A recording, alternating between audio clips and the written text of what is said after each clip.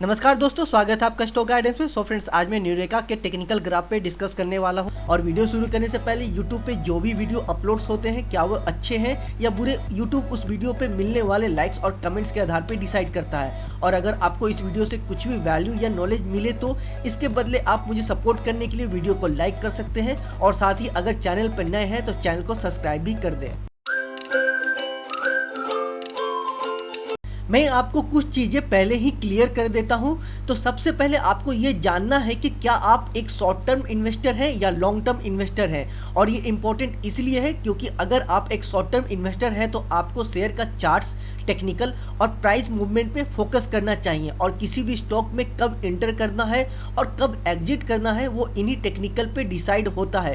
क्योंकि आपको ये पता होना चाहिए कि शॉर्ट टर्म में फंडामेंटल्स काम नहीं करते हैं और शॉर्ट टर्म में प्राइस ऊपर जाएगा या नीचे आएगा वो टेक्निकल्स के हेल्प से आइडिया लगाया। तो चलिए पहले देखते हैं कि इस शेयर का जो टेक्निकल्स है उसके हिसाब से शेयर का शॉर्ट टर्म प्रोस्पेक्ट क्या हो सकता है। तो शॉर्ट टर्म प्रोस्पेक्ट समझने के लिए हमेशा टेक्निकल एनालिसिस किया जाता है, क्योंकि टेक्निकल एनालिसिस हमें ये बताता है कि शेयर को बाय करना है या सेल, और उसके ऊपर एक पैरामीटर सेट किया जाता है और उसके हिसाब से हम ये जान सकते हैं कि शेयर में एंट्री करनी है या नहीं। तो इसलिए टेक्निकल एनालिसिस बहुत इंपॉर्टेंट होता है। तो चलिए शेयर का टेक्निकल ग्राफ को समझने की कोशिश करें। सो फ्रेंड्स, ये है शेयर का टेक्निकल ग्राफ। तो आइए ग्राफ को समझने की कोशिश करते हैं। तो देखिए ग्राफ में अभी आप देख सकते हैं 3 कैंडल है जो अप ट्रेंड की ओर यहाँ पर देखने को मिल रहा है। मतलब कुछ दिनों में यहाँ पे तेजी देखने को मिली है। और कल के दिन, फ्राइडे के दिन जो मार्केट क्लोज हुआ है यानी कि 22 को, तो कल के डेट में यहाँ पे आपको 6% का अप देखने को मिला, 6.5% का अप देखने को मिला। अच्छा एक मूव यहाँ पे देखने को मिला। तो इसमें अभी छोटी अवधि में कुछ 10-15 दिन या हार्डली 1 महीने की अवधि में यहाँ पे आपको यहाँ पे तेज़ी देखने को मिल रही है और आगे भी तेज़ी देखने को मिल सकती है। और ये जो कुछ दिनों में जो ये तेज़ी देखने को मिली है, जो ये 3 कैंडल है जो अब की हो, जो ट्रेंड यहाँ पे रिवर्सल आया है, जो ऊपर जाने की कोशिश कर रहा है, वो तेज़ी यहाँ पे इसलिए देखने को मिली है क्योंकि पिछले कुछ दिनों में निफ्टी में अच्छी खासी तेज़ी चली है, जो कि आपको लगभग 15,500 से 16,500 को क्रॉस के 1,000 का जो मूव आया है कंटिन्यूअस छोटे छोटे करेक्शन के साथ पे, तो इसलिए यहाँ पर भी तेज़ी देखने को मिली है। ओवरऑल पूरे मार्केट में ही तेज़ी आई है कुछ दिनों में, तो इसलिए ये भी स्टॉक यहाँ पे रिकवरी करता हुआ देखने को मिल रहा है। तो देखिए अभी यहाँ पे क्या करना है, मैं आपको एक चीज़ बता दूँ। आप अगर मार्केट में होंगे तो आप देख रहे होंगे तो आप दिख रहा होगा कि मार्केट में तेज़ी है कुछ दिनों से, तो यहाँ पर भी वो तेज़ी आ रही है। तो अगर ये तेज़ी और बनी रहती है, अभी लगभग निफ्टी 16,700 के आसपास में, तो अगर निफ्टी 17,000 को टच करता, 200-300 पॉइंट और ऊपर उठता है, तो ये आराम से 1,200 को टच करेगा। ये 1,200 को बहुत इजीली टच करेगा। और क्लोजिंग प्राइस ही 1,000 रुपये 60 के पास है, तो 40 रुपये ईजिली उठ सकता है, कोई दिक्कत वाली बात नहीं अगले 2 से 3 दिन में। तो 1,200 को टच करेगा। अगर निफ्टी में और तेज़ी रही, 17,000 से ऊपर रहा या फिर 17,000 तक भी तेज़ी बनी रही कंटिन्यूअस और लगातार, तो ये आपको 1,400 के आसपास जाता हुआ देखने को यहाँ पे मिल सकता है अगले कुछ दिनों में, 5 से 10 दिनों में या 15 दिनों में के अंदर में, 1 से 2 वीक के अंदर में आपको 1,200 को टच करते हुए, अगर निफ्टी में तेज़ी रही तो ध्यान रखिएगा, निफ्टी में तेज़ी रही बनी रही कंटिन्यूअस, तो ये भी आपको 1,200 को टच करते हुए ऊपर की ओर निकलेगा। 1,400 के आसपास में ये जाता हुआ देखने को मिल जाएगा अगले 1 से 2 सप्ताह के अंदर में। तो ये है इसका ऊपर की ओर। नीचे जो सपोर्ट, अगर सपोर्ट यहाँ पर अगर देखा जाए तो 950 का एक सपोर्ट है जो कि अभी करेक्शन लिया था, उसके बाद एक तेज़ी आई है, अप ट्रेंड आया है, तो 950 का ये सपोर्ट है। हालांकि ये बहुत मजबूत सपोर्ट नहीं है। अब मान लीजिए अगर निफ्टी में अगले 1 से 2 दिनों में या 1 या 2 दिन के बाद में निफ्टी में करेक्शन देखने को मिल जाता है, मान लीजिए कि 200-300 पॉइंट का करेक्शन मिल जाता है निफ्टी में, तो आपको यहाँ भी करेक्शन देखने को मिल जाएगा, जो कि यहाँ पर कोशिश करेगा 950 के आसपास में सपोर्ट लेने की कोशिश करेगा।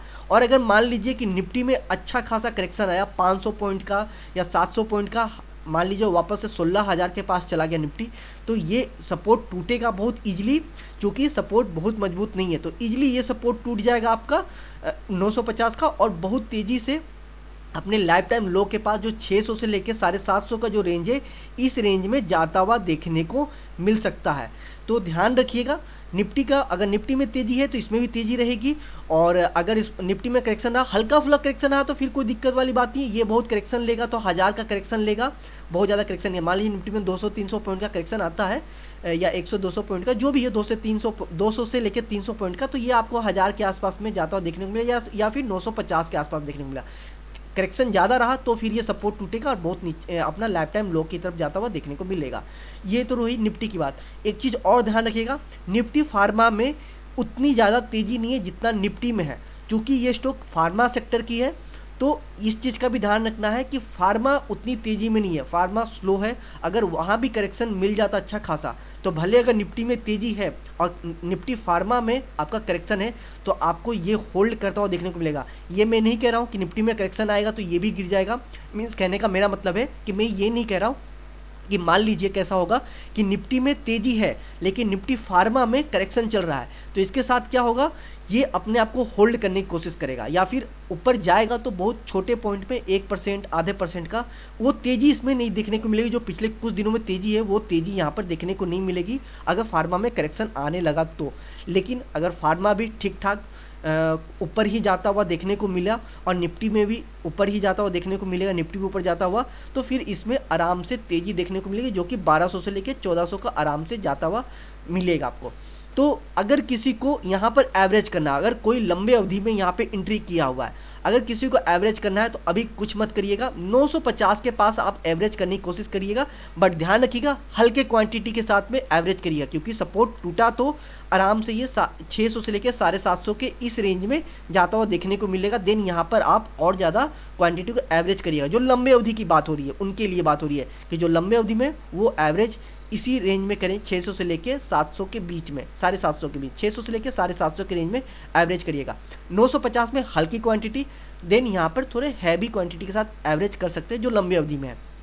और जो छोटे अवधि में या फिर जो यहाँ पर प्रॉफिट बना के निकलना चाहते हैं शॉर्ट टर्म में, उनके लिए क्या है, अभी कुछ भी ना करें। छोटी अवधि वाले लोग अभी इससे दूर रहें। 1400 के ऊपर में ये जाके 1400 से लेकर 1600 में इस रेंज में जाके अपने आप को होल्ड करता है, दिन समझ जाइएगा इसमें मजबूती आ गई है। अभी स्टॉक मजबूत उतना नहीं है। अभी क्या है, जो भी रिकवरी देखने को मिल रहा है वो मार्केट की रिकवरी, पूरे निफ्टी में मार्केट में पूरी रिकवरी, इसलिए हर स्टॉक में लगभग यहाँ पे रिकवरी देखने को मिला है, तो इसमें भी रिकवरी देखने को मिल रहा है। तो स्टॉक अभी मजबूती से नहीं उठ रहा है। करेक्शन आया तो इसमें भी बहुत तेजी करेक्शन रहेगा। इसलिए मैं कह रहा हूँ छोटे अवधि वालों के लिए कि आप 1400 के ऊपर अगर ये स्टॉक होल्ड करता है काफ़ी समय तक के लिए, देन आप समझ लेना कि इसमें मजबूती आ गई है। देन ये आपका टारगेट निकाल के दे सकता है 1800 रुपये के आसपास में। 1800 को अगर ब्रेकआउट दिया तो देन ये जाएगा 2000 के आसपास में, जो कि अपने लाइफ टाइम हाई के पास है। ये इसका दूसरा टारगेट बनाएगा। लेकिन ध्यान रखिएगा 1400 के ऊपर होल्ड करता है कुछ दिन, मान लीजिए 1 वीक तक 2 वीक तक होल्ड करता है या 1 वीक तक भी होल्ड कर, तो ही समझिएगा मजबूती आई है। नहीं तो अभी स्टॉक में ठीक है रिकवरी है, बट ये निफ्टी की वजह से रिकवरी है। स्टॉक में वैसा कुछ मजबूती अभी नहीं है। इसमें मजबूती आपको 1400 के ऊपर ही देखने को मिलेगा। तो छोटे अवधि वाले अभी वेट करें, 1400 के ऊपर आने दे, देन ही आप यहाँ पे कुछ एंट्री करिएगा या फिर एंट्री करने का सोचिएगा। लंबे अवधि वालों के लिए, जिनका इसमें लंबे अवधि का व्यू है, 3 साल 5 साल 10 साल का व्यू है, उनके लिए मैं कहूँगा आप यहाँ पर अभी कुछ भी ना करें। अगर एवरेज करना हो तो 950 में हल्की क्वांटिटी, अगर ये टूटता है तो फिर नीचे और आपको मिलेगा 600 से लेकर 750 पे। आप यहाँ पे फिर दोबारा से एवरेज करने की कोशिश करेगा। अभी फ़िलहाल के लिए सब कोई यहाँ पे होल्ड करे और वेट करे। और अगर मान लीजिए कोई यहाँ पे एंट्री किया है छोटी अवधि में और उसे प्रॉफिट मिलता है, मान लीजिए कि 1200 को लेके या 1400 के इस रेंज में कहीं प्रॉफिट उसे मिलता है ठीक ठाक परसेंट्स का, मान लीजिए 5% का, 7%, 5% से 10% के बीच का, तो मैं उनके लिए कहूँगा, छोटे अवधि वालों के लिए मैं कहूँगा कि इसमें से प्रॉफिट बना के निकल जाए। 1400 के ऊपर में वेट करें, यहाँ फिर अगर मजबूती आती है देन दोबारा से एंट्री कर लीजिएगा।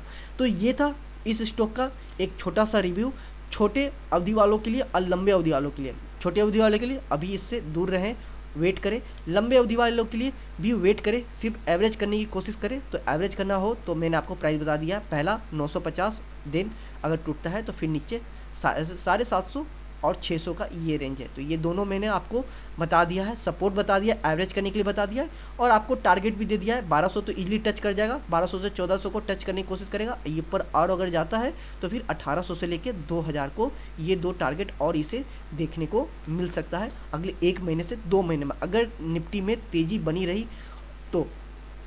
सो फ्रेंड्स, ये था शेयर का टेक्निकल रिव्यू, पर ये मेरा पर्सनल ओपिनियन है और मेरा पर्सनल ओपिनियन सही भी हो सकता है और गलत भी। लेकिन आपके पर्सनल ओपिनियन क्या है मुझे कमेंट सेक्शन में जरूर कमेंट करें। और अगर आप किसी और भी शेयर का टेक्निकल रिव्यू चाहते हैं तो मुझे कमेंट सेक्शन में कमेंट कर दें, मैं उस पर वीडियो बनाने की पूरी कोशिश करूंगा। उम्मीद है ये मेरी छोटी सी कोशिश आपके कुछ काम आएगी। मिलते हैं अगले वीडियो में, तब तक के लिए आप अपना और अपने पोर्टफोलियो का ख्याल रखिए।